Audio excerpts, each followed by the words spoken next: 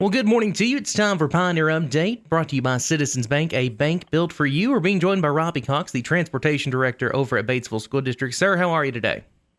Doing great. How are you? Doing good, doing good. It's a beautiful day out there, and it's a good time to talk about transportation a little bit and all the great things that are happening at Batesville School District. Y'all just wrapped up National School Bus Safety Week. Tell us a little bit about that.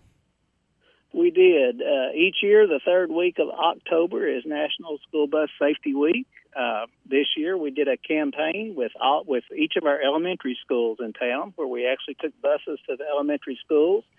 We talked about school safety with each of the kids on the bus and how to behave on the bus and what they can do to make their ride safer, as well as we conducted evacuations with each of the students. We did front door evacuations. We did rear door evacuations to tell them how to safely get out of a school bus if there was an accident and they needed to get off the bus. Absolutely. Got to keep the kiddos educated. Now, let's talk about the parents and the everybody who's on the road in the mornings. You see all these school buses, and you got to be wary of what's going on, especially as the kids load on the buses and in the afternoons when they're getting off.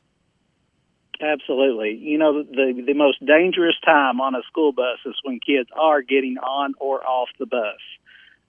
I'd just like to encourage the parents, especially if you live in neighborhoods, be mindful in the mornings and the afternoons when you know the bus routes are out, to just slow down. School zones, another very, very important area.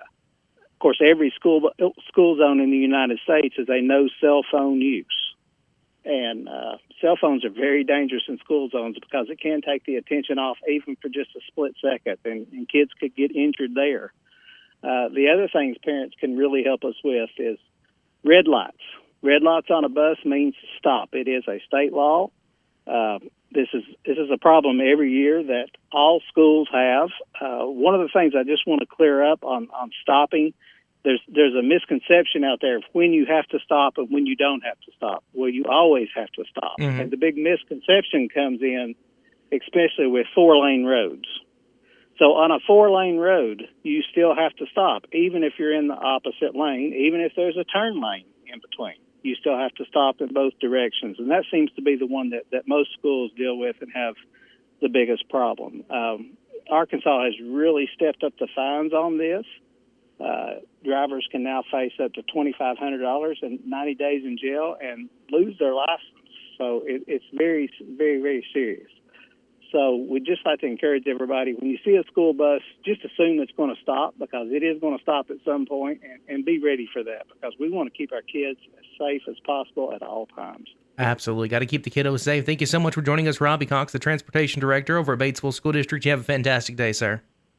Thank you. That's a Pioneer Update brought to you by the Citizens Bank, a bank built for you.